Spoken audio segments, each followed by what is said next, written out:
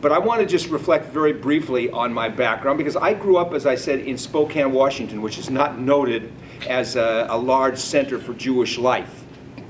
But I grew up in a community that had 200 Jewish families, and I didn't know any differently. My sister and I were the only 2 Jews in our school, and I can say honestly, maybe that I never encountered, at least as a young kid, what I would categorize as anti-Semitism or discrimination. I grew up in Seattle as well, and in my teenage years had a lot of friends here in Vancouver as part of a youth group. During those years, I don't know that any of us ever spoke about an encounter that we had with others regarding ourselves as Jews. But if I skip ahead to when I came back as a rabbi, it was interesting. I recall I was invited out to Fraser Valley, to a Fraser Valley Christian school. And I get a lot of invitations to come speak to groups about Judaism. But this was interesting, and the school is not that far from Vancouver, 15, 20 miles at the most.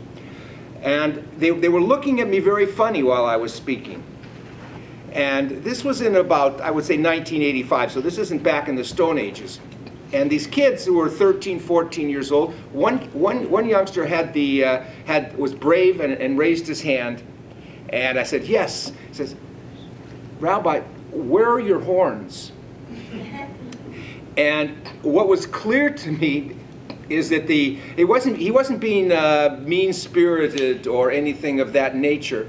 There's a mistranslation in the five books of Moses of the word Karen, which means plenty, but it also can be translated as horn. It was translated in one English translation to horn of when Moses saw God, the glory, the horns, and that then was later depicted in a painting, I believe, by Michelangelo. And from that point on, many people grew up. And here in the 80s, these kids had never seen a Jew and still had this concept that they must be somebody with horns on their head. When you get outside the metropolitan area, at that point in time, you were really in the hinterlands. And now let's skip ahead to this day, coming back. The dynamics have changed. It's changed immensely. You might have seen recently, as recent as last week, that the UN Commission had a meeting of a committee on anti-Semitism, the first such committee they have ever established. And what the reason for it is because of the increased amount of virulent anti-Semitism in the world today. There was a thinking that with the Holocaust, that put an end to it. But it didn't. We even had here in Canada in the 1990s the gentleman whose name skipped. I can't. Zundel. Zundel. Yes, the Holocaust denier who made a career out of denying that the Holocaust even happened. And then we skip ahead to today, and we have incidents here in Richmond. Last month, we were contacted by the RCMP, who had reported to them in families living near Steveston in that area, who had swastikas painted on their homes and in public places. And this was a matter of concern, of real concern, that these kill the Jews and this sort of thing. Again, we're facing a whole new day, and things that that we thought were behind us are never behind us. I just want to. You want me to comment on each of these, or just the questions, or? Yeah, you can just comment on each. Give me a time limit, because you know what, if you don't. You're right. You're used to talking No, for no. In hours at a time. I see there's a clock ahead. Yeah. In my synagogue, they don't put a clock; they put a calendar. Right. So you got to limit me here. Sure. Well, how's like 15 minutes? Okay. And then we'll come back for some questions at the Okay, end. I'll even keep it shorter than that. One of the questions that was asked: in what ways have you found faith to be a barrier to inclusion for members of your community? In fact, I don't think any of our members, our adult members, would say that in Vancouver, in Greater Vancouver, they have encountered barriers to their inclusion in the community. The community as a whole has always been very open to Jews. Now that's for a couple reasons. One reason is because, at least in the early, Jews looked like everybody else. Now that's not the case in British Columbia today. Okay, there's all sorts of people from all sorts of walks of life, but Jews were overwhelmingly Caucasian. They didn't stick out, and that of course was one of the Jews also in this community until the last, I would say, 2 decades. Did not make a huge effort to stand out. There's a Yiddish expression that says, I'm sorry, I'll put that on, my fault. There's a Yiddish expression that says, Shaw Steal, that we should be, that be quiet, stay under the radar. You know, just sit back, don't be pronouncing your Judaism in the public. Just stay low. Today it's quite different here. Today in Richmond, they light on Hanukkah. There's a huge menorah, a huge candelabra that's right over here that's lit every single night. There's a lot of this relates to the pride that the Jews feel in themselves and their comfort level as Canadians as well. They feel comfortable enough to demonstrate who they are. When they ask what are some of the more significant differences between the faith religious practice of youth and adults and newcomers to Canada versus those who have been here a long time, that is actually a good question. Those who have been here a long time, by that Jews who were second, third generation Canadians, or especially Vancouverites. When I was growing up in Seattle, there weren't a whole lot of Jews living in Seattle, or for that matter in Vancouver. I think there was like 7,000. Now I think the number is somewhere between 25 and 40,000. The Jews who came to Vancouver in the early years didn't come looking for their Judaism. They came here for opportunity, for jobs, for work, for this or that, but the Judaism was not high on their list. The dynamics have changed because now we have here institutions to support a Jewish community. We have kosher institutions, butchers and bakers. We have synagogues. We have schools. All the sort of infrastructure that attracts other Jews. And what it has done is the community, which was once hardly a traditional Jewish community, has now become a more traditional community with more people practicing their religion. As a result, there are more people, more Jews in the workplace who are concerned about being Jewish, who are concerned about holidays, Jewish holidays, who are going to bring this to bear to their employers. That look at, I can't work on the Shabbat on Saturday, or on this holiday. It's my Jewish holiday, and that doesn't necessarily coincide with our civic calendar. So these are some of the issues that I think are being realized today.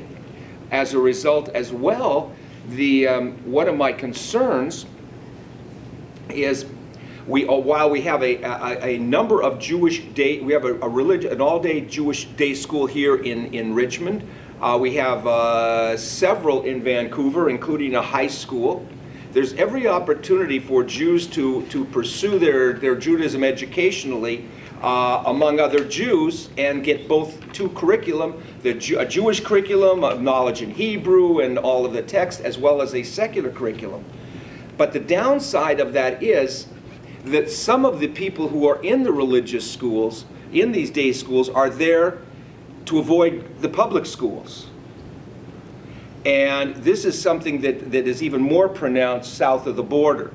You know, where you show me a city with a whole lot of Jewish day schools, and I'll show you one a population that feels threatened by their public schools. Either they're not doing enough, or their kids, they just don't feel that they're welcomed.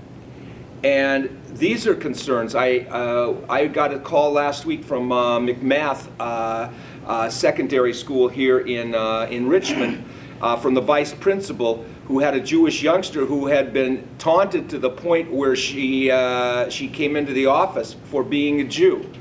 She found signs on her locker, "They didn't gas all of you," and things of this sort. So these are real concerns that today are more present than they have ever been. I mean, again, you can look at what's happening in Europe.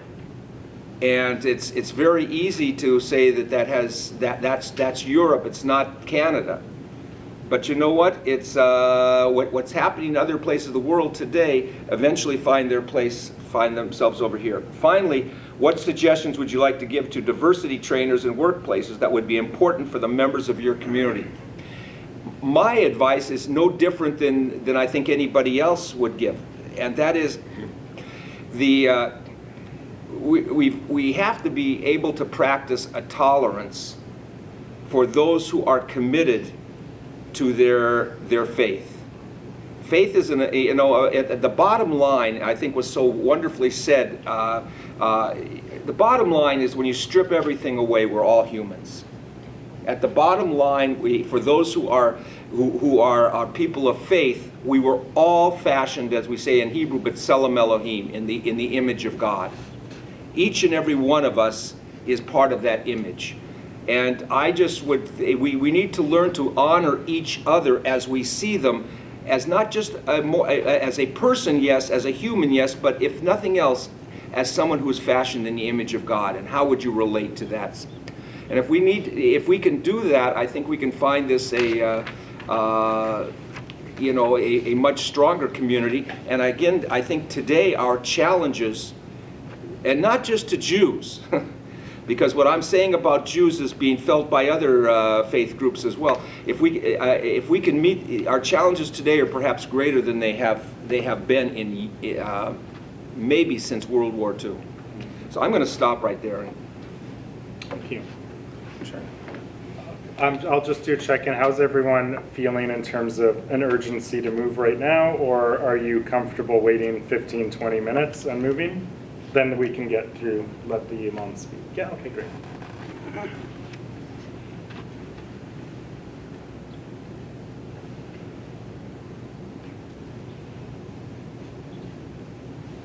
بسم الله الرحمن الرحيم الحمد لله رب العالمين والصلاة والسلام على أشرف الأنبياء والمرسلين سيدنا محمد وآله وصحبه أجمعين وبعد سبحانك لا علم لنا إلا ما علمتنا إنك أنت العليم الحكيم اللهم علمنا ما ينفعنا وانفعنا بما علمتنا وزدنا علما يقربنا إليك يا رب العالمين رب اشرح لي صدري ويسر لي أمري واحلل عقدة من لساني يفقهوا قولي آمين صدق الله العظيم. Good morning to everyone. I would like to first of all thank the organizers for this wonderful event, and I feel this is the need of our time. And I must say such initiatives are really important in order to accommodate the pluralistic societies that we are part of and the country that we are part of and we are proud of. We know, as Rabbi has very eloquently expounded on the questions that were given to us. I'm not going to go over specifically the questions per se, but I have designed my own points that would revolve around these questions that I would like to share with all of us present here as a reminder for myself, and hopefully we all can collectively benefit from these things. I was told that most of you are trainers here, and indeed, if it is the case, trainers have a greater responsibility, because it's not that they have to digest first this information and then have the confidence in order to promote and train others on the very same principle that we want to see as a change in the society out there.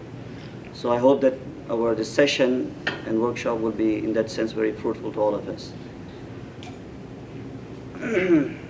The point that I want to first raise here is speaking on behalf of my Muslim community and myself and my religion.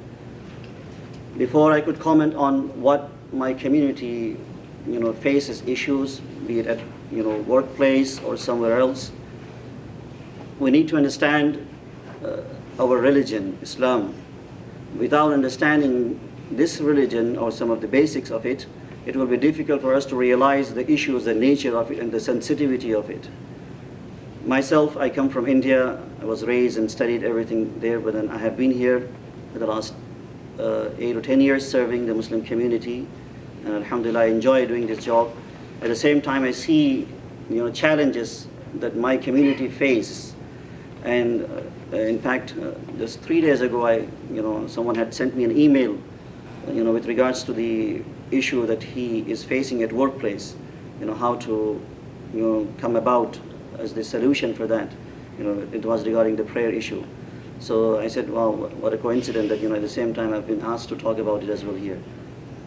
So Islam, the very meaning of the word is to submit, as many of you perhaps know, submitting to the orders and will of God. And for Muslims, the way we see Islam is that it is a complete code of life. And Muslim is a Muslim whether he is in a secular place or in a conservative place. Be it he or she is in a mosque or in a marketplace. It is irrelevant, because, and it is in fact, for Muslims, the most important thing is their religious identity. What the Dalai Lama has said, it is indeed, it is in order to dignify and ennoble humans.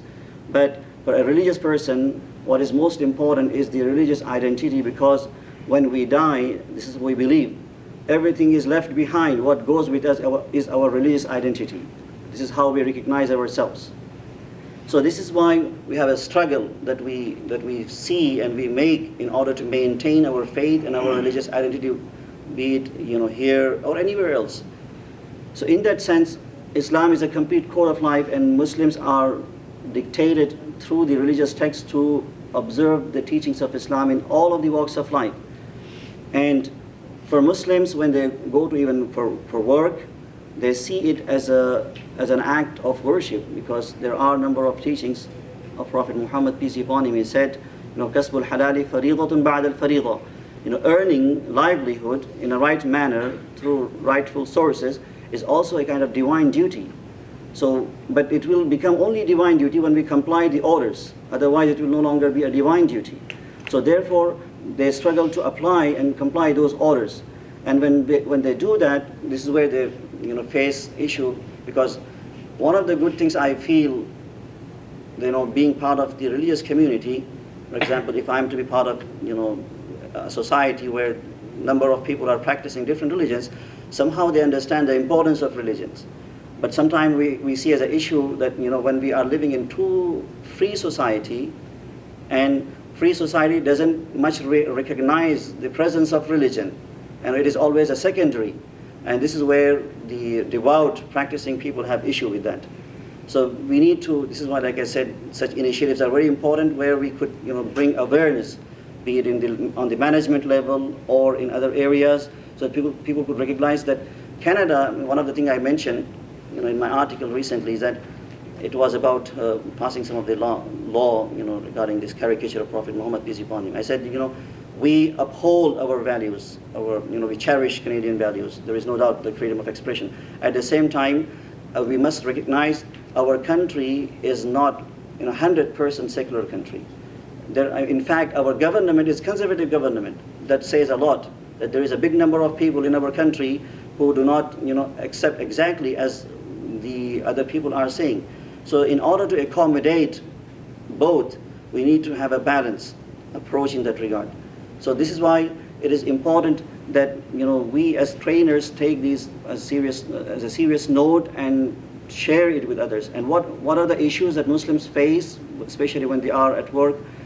Because, for example, prayer issue, when they go to pray, we know we have 5 different prayers and throughout the day. And 2 prayers definitely will come, during their work hours. The second and the third one, from 9 to 5 hours schedule, if anyone is to have, these 2 prayers are there. And it takes about 10 to 15 minutes, they have to have a break, because it is not a matter of choice. It is something that they have to do it is compulsory. And for a Muslim woman, it is the issue of scarf. It is a religious identity, and it's a requirement. And we see sometimes there are issues in that sense.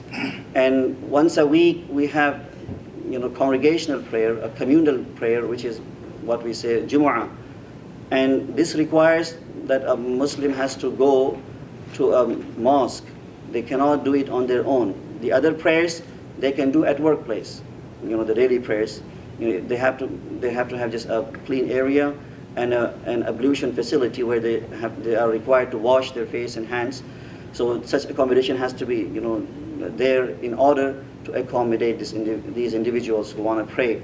But Friday is a different case. It's a communal prayer where they have to take time off and go to mosque and attend the sermon and then pray and then come back. It will take approximately 1 hour. So this accommodation has to be also there, because it is also the kind of religious obligation, not the matter of choice. And another issue would be, part of the cultural practices that we tend to have here, like the interaction with opposite gender. And there is nothing wrong, but physical contact is an issue with especially Muslim males and Muslim females. Be it shaking hand, or be it hugging, or in any way of interacting with others. And I'm sure Rabbi will also agree with me. Like, I was in New York in one of the interfaith programs. I forgot the name of the rabbi. One lady walked in, and she held her hand out wanting to shake the hand with Rabbi. And he had a very nice gesture, the way he expressed himself. Just put his hand on his chest, and he said, this is the way I show my respect and regard to you. And I'm afraid if I am to shake hand with a beautiful woman like you, it will be affecting.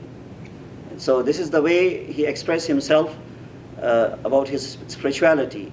But the point is that there are many religious denominations, be it within Judaism, be it within Islamic teachings, that they don't accept this type of free practice.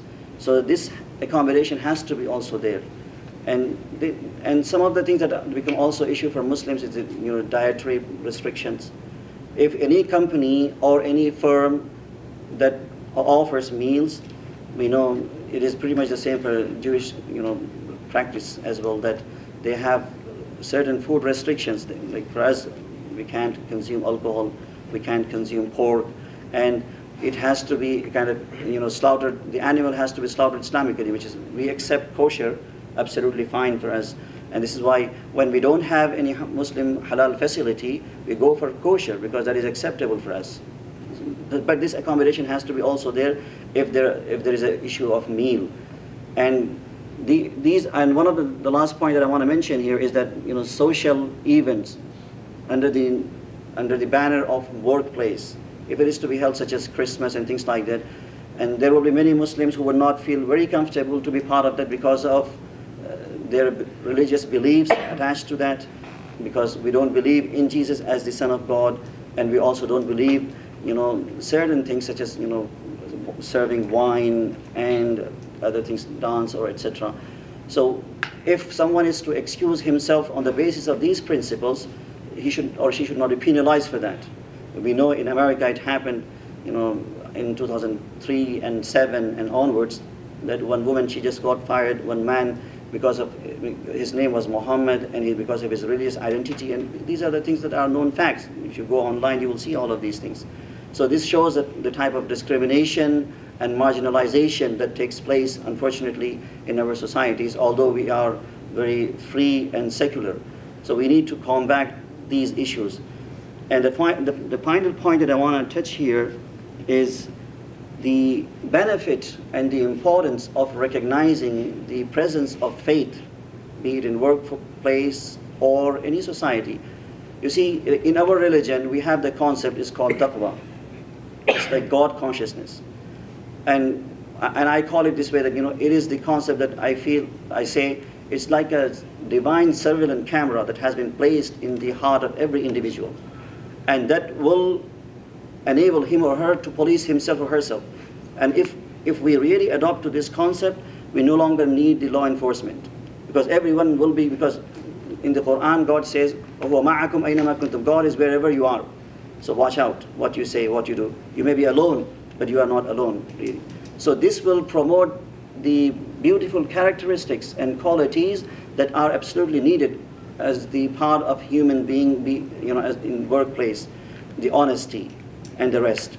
So, and these things are very important. If we recognize that, not only that we will accommodate these figures and these individuals who are wanting to practice their religion at workforce, who take their work very seriously. At the same time, what we see at the end of the day is that they say, happy employees are productive employees. You tend to see better product from them and result out of their work. So this is why it is important to recognize these forces and these effects. And the last thing is about the suggestions. How can we change any stereotype, marginalization, and discrimination? I see much of the thing has to do with the ignorance, because if media is biased, it tends to portray things in a different way.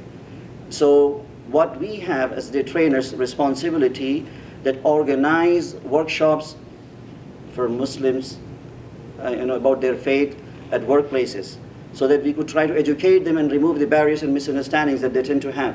So if we organize such workshops trying to educate and promote better understanding about the faith of Muslims, so that these people could see and could accommodate them, inshallah this will change, and hopefully it will bring them to some common ground where they could agree and find some solutions. And the next thing would be accommodating these sensitive issues to Muslim, be it at workplace or anywhere else, is important, because most likely they will not compromise on that. They will leave work if they don't accommodate. So this is how it is. Certain things are very serious. So I have been asked a number of times from women and men, how and what should we do. So I say, if you find any other opportunity, you should leave it and you should go for that one, where you are able to accommodate your religious practices, at the same time do the best at work. So this is why very important. And the third thing would be that if we don't practice these things and we tend to do not tackle the issue of discrimination, it will create hatred. And the cycle of hatred has created a lot of violence in recent time in our city, in our society, and etc. So it is a different type of hatred that will be promoted, and we will be responsible for that, perhaps. And the last thing is, employers, when they accommodate these individuals for their work, obviously they have to give them time to do these things. So what they can require, okay, we are okay to give you time. However, we would like you to give us some time at the end so that you could fulfill and complete your task. Of course, as they say in the law, undue hardship is not acceptable for the employer. So they didn't define it very well. They left it open. It's not defined. Yeah. So if they see it that if they allow these individuals to go for prayer or do certain religious activities, they may fall behind in the production. So they can ask them, okay, we will allow you to take this time off, but at the end you will have to compensate for that by giving some extra time. And this is the thing that I advised this individual who asked me what to do. I asked him, voluntarily you give some extra time to your work, so that inshallah this will soften the atmosphere at work, and they will be more than happy that you are voluntary without asking for compensation. You are doing some extra work and giving extra time, and why would they not accommodate you for your religious practices? So these are my suggestions and thoughts and reflection over these points. Thank you for listening to me. Thank you. I'm going to just go over there, and for those of you who need to move, I will give you maps, and then I'm going to invite everyone else to please maybe direct some questions that you might have to the imam and the rabbi that are maybe more specific, if that's okay with you. Yeah. Is it permitted, for instance, for one person to change parking places with another? They said that they, so just to go over it, I asked in the front desk and they said the best advice was just to move completely to a different street or something. So I'll have these over here.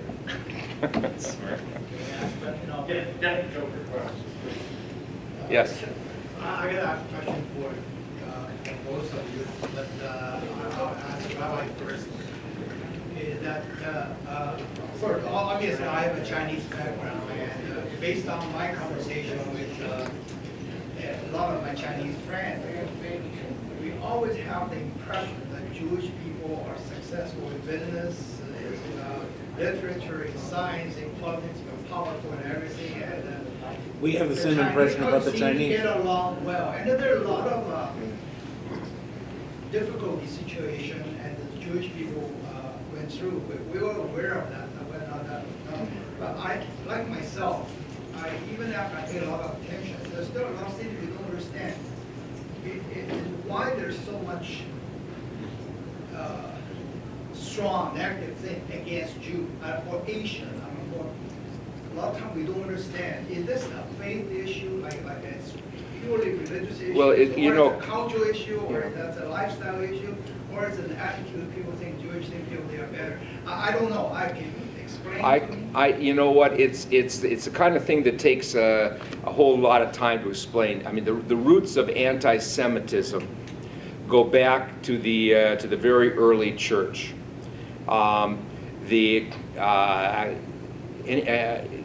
Well, I'm going to explain this in very quickly. When Christianity when Christianity was originally thought to be by the founders of Christianity, Paul and others, as the new Israel. These were Jews, and they assumed that the covenant that God had with the Jewish people, that was the old covenant. Now God has a new covenant with the Jewish people, and that's through Jesus, and this is the new Israel. Well, the ancient rabbis back at that time rejected this notion. And then, of course, Paul went off into Europe, and he converted the Gentile. He created the Gentile church. But what also happened was, the thought was that with the beginning of Christianity and this new covenant, anybody who's still holding on to that old covenant is really wrong. And of course, so as long as the Jews continued, it was a thorn in the side of the early church. Now that bred hatred, distrust, all sorts of things, and in a real way, it was the seed for anti-Semitism, which through the centuries, especially in Europe, was the fans were flamed at a variety of different times and in different ways. Jews were not allowed in Europe to own land and be part of craft guilds, and so initially they went into only those fields that they were allowed to. One of them was finance, and they became financiers. They became education was always a very major feature to Jews, and so a lot of these things put over the centuries created the sort of willful hatred. And envy, sometimes brings on hatred too. For instance, you mentioned the stereotype. The Jews are rich, and the Jews are educated, and all of these other things. None of which is not necessarily untrue. Sometimes it's the way people put it, but part of our concentration has been on education, on family, on a lot of these things. By the way, not unlike the Asian community, right? I mean, it's one of the things which we have. There's a real very interesting sort of years ago at Eric Hamber High School in Vancouver. My daughter started at Eric Hamber. And the Jews, that was where a lot of the Jews were within Vancouver. And the Jews were doing exceedingly well in school. And then the Chinese community started moving in from Hong Kong at that time. And suddenly the Jews were not the top students. There was another, so I mean, it's interesting the symmetry that existed there. But I'm yeah. thinking about the reason I'm asking that if we are here is through a workshop, try to make the situation better. I like to know if that's something we can really sink our teeth into it and work on and make it better, or is that something which Well, I think we really couldn't do much about it. the one in one brief minute, I'll simply say the Judaism is not. First of all, Judaism is not out to convert the world to Judaism, but we share the same ideals. We share the same interests, the same pursuits as most every other people. And I think if Jews can be accepted and understood in this manner as a part of the fabric of this society. Religiously, we have our way of reaching God. I mean, I like to always say that the light of truth gives off more than one ray. Okay, so there's a lot of people there are a lot of different ways of coming to terms with our celebration of our faith. But ultimately, we are, I think, treating each other as Canadians, and I think that's also important. Seeing that one of the important features which I love about Canada is its adherence to multiculturalism, as opposed to across the border where they used to talk about the melting pot, which has given way to a tremendous amount of backlash to immigration. Here we celebrate cultures. We even the government even finances these multicultural. And if we can learn to celebrate ourselves as Canadians, with diversity, I'm Jewish and I celebrate my Jewishness, and you recognize that and celebrate the fact that I have the opportunity to do that, and vice versa. Thank you. Sorry, I do have a second part I'd like to ask while we're Okay. is that Jerusalem has all kind of rules, yet there's so many faith followers. I understand that there's over 1.2 billion people following the Islam and Muslim faith. And I remember many years back, I had exposure to the Islam faith in Indonesia. My impression is always peaceful and beautiful and all those things. But now we have the image of Muslims quite different, and mainly focused on the Middle East. Now, is this truly a religious issues, or it's a political issues, or it's a something which are we talking about religious issues, which really shouldn't be there? It's really a reality, a political issue, or are we really facing a religion issue which we're barking the wrong tree? I find that probably the political environment right now is let us have a lot of, it's not that disrespect, but it's more fear of a religion which we don't understand much. I'm talking in general. Or is that something else which we really should have our focus onto something else? Because there must be something good and something right, but there's so many people so dedicated to their faith and believing in that. And I like to hear from that perspective. Can you comment on it? Yeah. First of all, Muslims, as per the current statistics, they are 1.8 billion. Okay, Yes. sorry. So that was the old one, that it has increased quite a bit. And the second thing, I mean, what you have said is quite true, that Islam in itself, didn't promote itself as the violent religion or political religion. The idea what we have is to worship God. And so government is not, the end in Islam. Many people, they misunderstand it. They think you have to have Islamic State or you have to have Islamic Muslim country. No, it is just a mean. But the idea, the end is to worship God. So what happens when we are in a country or in a place where they are not accommodating our religious beliefs and things like that? This is where people go for the state and the governments. to establish that. But the eventual idea is to worship God. That's the idea. And this is how it started. And Prophet Muhammad, if you read the seerah, the biography of Prophet Muhammad, you will see that, for many years he didn't even think the idea of establishing the state or the government. But when he was constantly, facing issue with the people around him, suppressing him, persecuting him, and and the community, early Muslim community, and that led him to establish the state in a different place. And when he established, then you can see, how many times did he really engage himself in such issues such as wars? And when he engaged himself, what was the code of conduct that he maintained? This is why the historians say, although he fought, number of battles, about 9 or so, but the total accumulative number on both sides, because battles used to be very bloody at that time, the physical battle.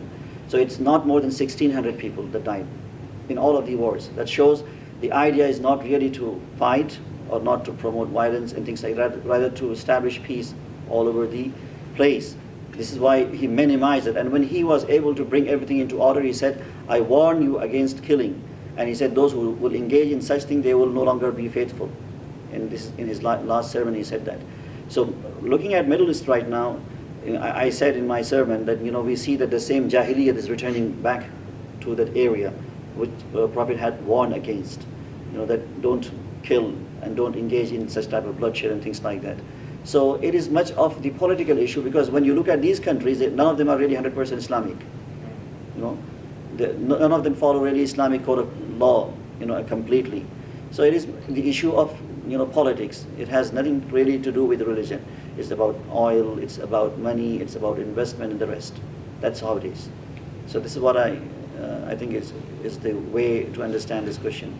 James, if I could also interject, one of the things I encourage all people to look into and discuss when you're talking about accommodation in the workplace is to be able to differentiate those dual identities.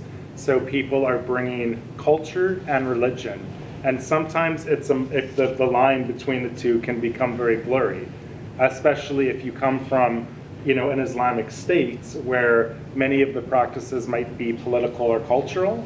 And then that sometimes can be interpreted by a practitioner, just to use an example, as religious doctrine.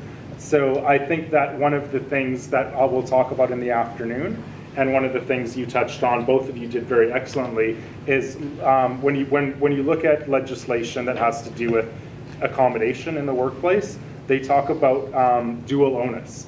And basically that means that the employer has an obligation to accommodate, but the employee has a duty to let them know what they need in terms of accommodation. So one of the great examples, I think, is shaking hands. That can easily be misconstrued in a business setting, so therefore it would be up to the employee to communicate, I'm sorry, I can't shake your hand, this is the reason, and then it would be the employer's duty to make the necessary accommodations as well, if that makes any sense. This is why the workshops, will be very helpful. Absolutely. So that because much of the time they don't understand the sensitivity, so they think maybe it's a kind of insult. Right. And I run into such problems also sometimes. So, it's hard to explain all the time. Ruben, you had some. I just have one brief comment, which is one should be careful in asking these individuals to speak on behalf of an entire religion. Because as both of them know, within each of these labels, Jewish, Muslim, there's tremendous diversity. So we are asking these individuals to share their knowledge and experience because of the kind of person that they are, because of their willingness to speak to us about their perspectives. But I just detected in your question a kind of expectation that each of these people is going to be able to make some kind of definitive statement. And I think you should be careful about that. It's a I little don't bit. really have an expectation. It's more of these are the kind of question I think a lot of us have, but when we have the opportunity, we believe they have more knowledge than us. But just in terms of the answer you're going to get, understand that it comes from an individual's belief system, experience, wisdom, Right. which is not necessarily shared by every other person who identifies themselves as Muslim or as Jewish. Very much aware of that. Thank you. Okay. Stephen? So, Ima, so what are some of the ways the problem was solved? Like Canadian company, good old Christmas party, and yet some of the Islamic religion people have problem with the drinking or the mention of Jesus. What are some of the ways that those problems was solved? What I think, Examples. I just highlighted a few serious points that are oftentimes, become a bone of contention between the employees and employers. So the open dialogue, number one, to understand each other's limits. Okay, these are my limits that I can, go as far as I can go, and then employer needs to understand those limits, and especially like social gatherings, they are not part of really job, right? So as long as this individual is fulfilling the job requirement, then the employer should not force him or her to be part of such things which he or she feels uncomfortable. If they could come on a ground where they both find, okay, I can do this, but up to this limit, then it's fine. It is up to the individual. I can't speak because there are some Muslims who tend to take a liberal approach to these matters, but there are others, on the other hand, who are very devout and conservative. So if it is conservative, then he will or she will not accept it at all. So then simply the employer has to respect that. And then there is no way to go beyond that, because obviously being part of such gatherings where we consider that as a kind of blasphemy, towards the Prophet Jesus, peace be upon him, to think of him as the Son of God. So to be part of that as if we are confirming that of his identity, which will become a serious problem for the conservative Muslims. So he will have to excuse himself, and simply the employer has to respect that, as long as he is not falling short in the fulfillment of the criteria of job and the job activities. Right? That's the thing. Great, thank you. One of the things that I've heard from other cities in a similar workshop is around one of the great challenges, and this is, again, really great advice, I think, for us to think about as we move forward from here. When people are going for interviews, there's often a hesitancy to disclose what you need in terms of accommodation, because you don't want to self-select yourself out if you're fearful that maybe an employer might not respond well to that. So I think that there's a lot of the challenges that many people face on a day-to-day basis is just struggling with that. Is, should I disclose that I require these accommodations during the interview? Should I wait until after my probation period's over to talk about them? Should I develop, some conversations in between them? My advice would be, if you are involved in any way in looking at your human resource policies or systems analysis, is to develop really concrete policies that explicitly allow that kind of transparency to take place, and that the managers and hiring managers are trained not to either direct or indirectly discriminate based on that. The other thing that's come up, which is of monumental significance, is we've all alluded to it, is that we live in this constantly changing society that's becoming more and more multicultural, more and more diverse, and then yet there's changes taking place within our own value system, within our own democratic and political system. And this is another big gap for you to maybe take back to your organizations and think about, is with regards to HR, most organizations are only conducting systems analysis every 5 to 10 years, because it's a very laborious task to do. It takes a lot of time, and it costs a lot of money to go through all of your systems and look for those barriers, or look for those elements of it that are maybe a little outdated. So the other recommendation that's come forward is to really try to encourage your business, your organization, your human resources department to do those every 3 to 5 years, so that they're more responsive to the changing demographic trends and changing societal value systems as well. I hope that that's not infringing on anything you might have added or said or disagree with in any way. No. Great. Thank you. Well, the human source point of view, being an employer and I hire my staff, Right. I have a certain expectation of what I need to have performed, Right. duties that need to be performed. I can't expect them to come and say, I need this time off, and just disappear in the middle of a procedure. And so there's the two sides. That's right. can't I hire talked about somebody- that, the dual I can't onus. hire somebody that's going to just disappear for 15 minutes when I'm in the middle of a dead operation. Mhm. So is that discrimination? And I say, well, I guess you're not the right person for this kind of a job. And to me, it's got nothing See- to do with their faith or their You know, can I religion. just, could I just comment? Yeah. Because you know what, it's a person who's taken on certain, and we're not talking, for instance, like every Jew, in the case of Jew, observes all of the commandments, the obligations of Judaism. But for those who do, there is you do so, and you understand that that's going to mean living in an open society such as Canada, or for that matter, the United States, that you're going to be limiting certain other choices. Because the question is, who has the upper hand? Is it the person who's of faith? You have to hire them under any circumstance, or does the employer have a right to say, look, you're unfortunately your demands or your needs just will not allow me to operate in this fashion. And accommodations, are made. I know, for instance, in what I'm doing, one of the reasons I became a rabbi was, I mean, not the reason, but one reason was that it allows me to take the Sabbath off. I mean, I work in the synagogue, but you know what? I get paid. I make a living doing which is difficult in some other aspects. I mean, there are certain accommodations you can make, but I don't think what we're saying here is that the employer has an obligation in every case to meet every need that the employee has. I mean, It's two sides to the Right. picture. And that's the thing that the Imam talked about with, the lack of definition around duty to accommodate and undue hardship. The reason that there isn't any definition on undue hardship is because no business is the same.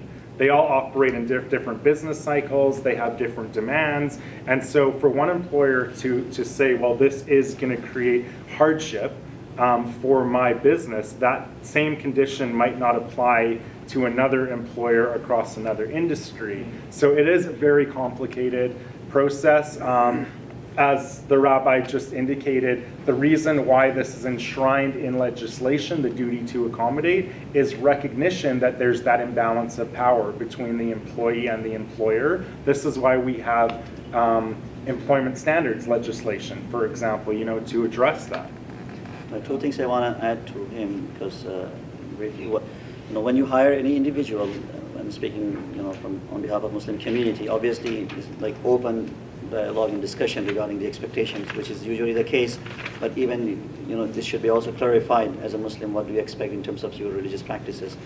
And when things are, spelled out, then it is your choice whether to choose him or not. That will be up to you, whether it could accommodate the nature of your work that you demand.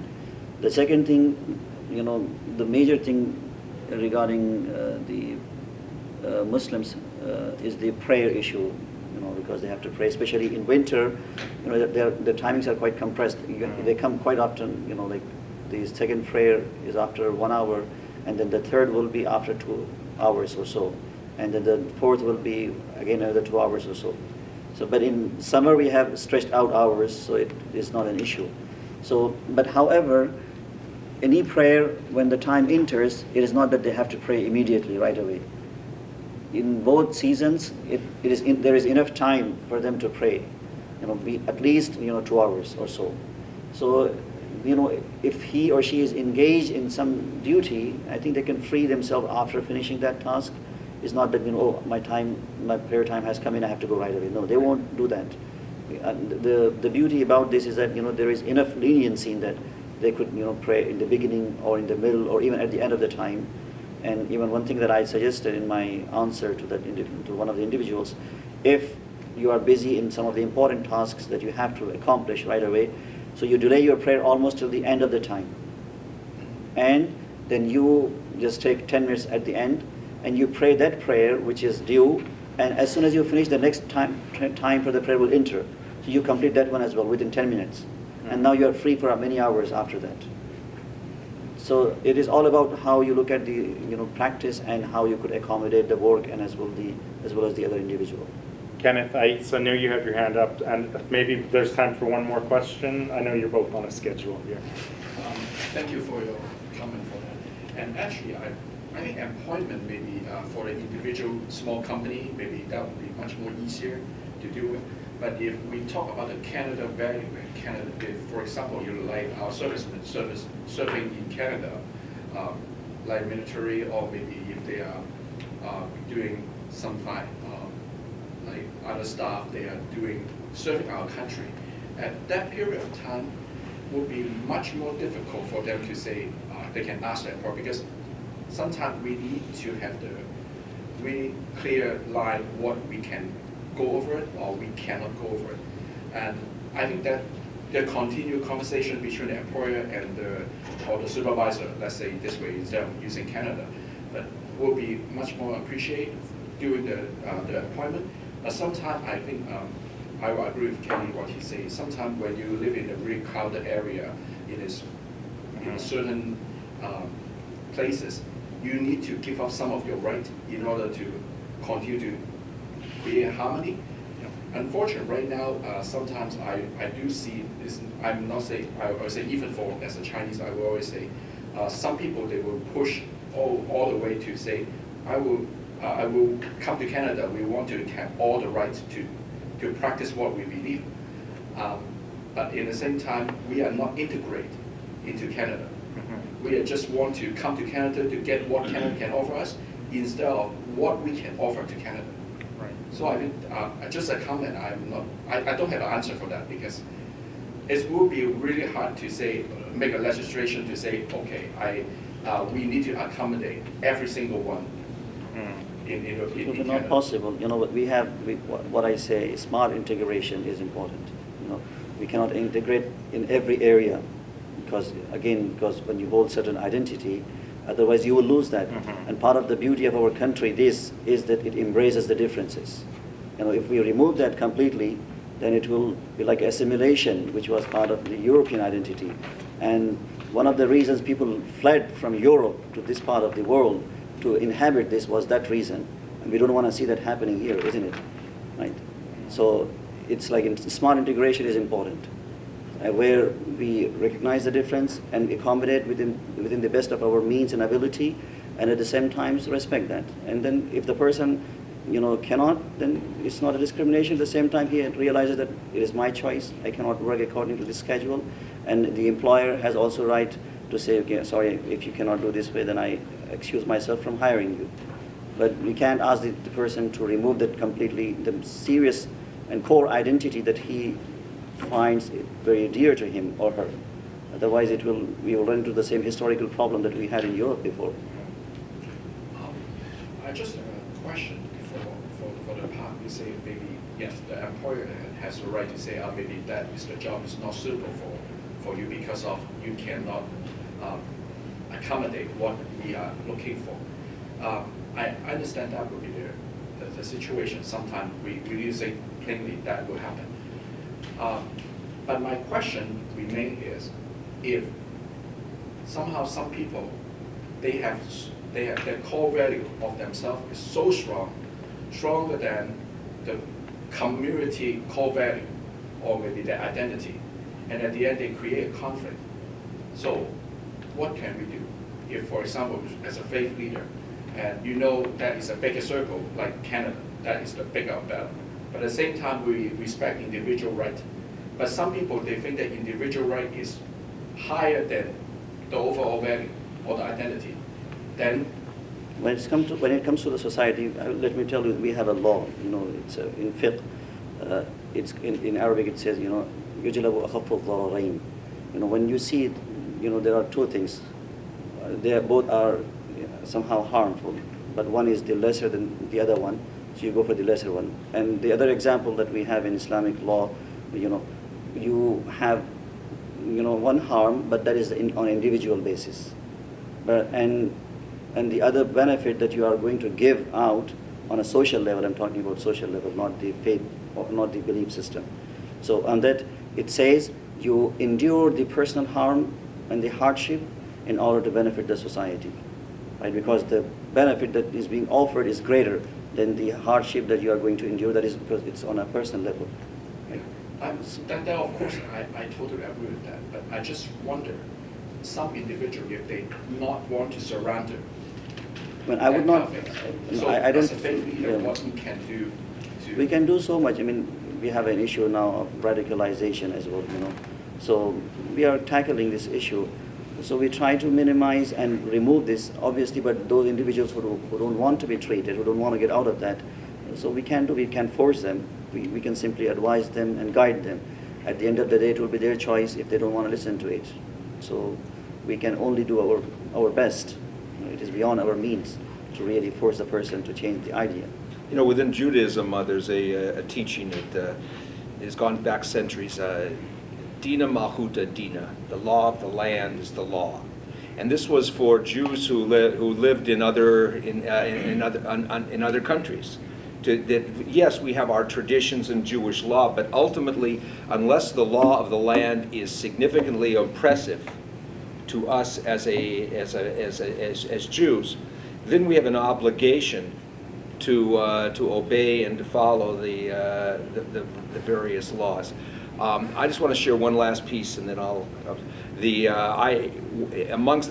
the things that I've done in my life, I served as a chaplain in the U.S. Navy for a number of years, and what perhaps the greatest experience I had, because as you said, in a military setting.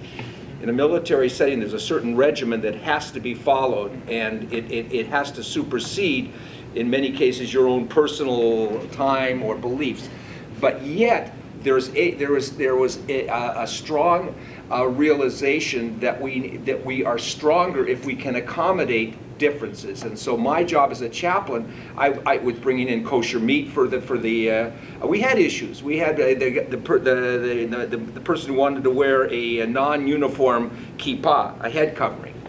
And you know what? It's depending on the commanding officer. Sometimes it was an issue. Sometimes it wasn't. Sometimes you had to compromise on things like this. But ultimately, on the core issues, people stood together. As a result, the force was stronger in embracing that. And I think that's the Imam made the same point that we, where we can accommodate, where it's possible to accommodate without taking away from the mission of our jobs, we only strengthen ourselves by doing so. And lastly, because looking at Canada is a great example of that, and especially look at the multicultural flavor of Canada and British Columbia in particular. I mean, this is a stronger province, a stronger country because of its ability to absorb people from all over the world, and the traditions and the changes that they bring to the fabric. And lastly, just years ago when I was here in the 80s, there was a young man who was a strict Jew, an observant Jew, and he would not, he didn't work on the Sabbath. It's not unbelievable, but his job, he was a barber, and he had his own barber shop. And Saturday, quite frankly, was a big day. And in those days, in the 80s, he couldn't work on Sunday. Is that changed? I don't think I think they changed the Sunday laws. Yeah. But at that time, he couldn't open his store on Sunday. And so he was really suffering a significant loss. And he went to the government, and he had people who lobbied, and he received an exemption and an exception to the law at the time, so that he could operate on Sunday. Now, this was something that it didn't hurt anyone, and of course, it was just the whole country was going in that direction anyway. But some things, you can accommodate for without necessarily tearing the entire fabric apart. Great, thank you. On that note, I'm going to suggest we have.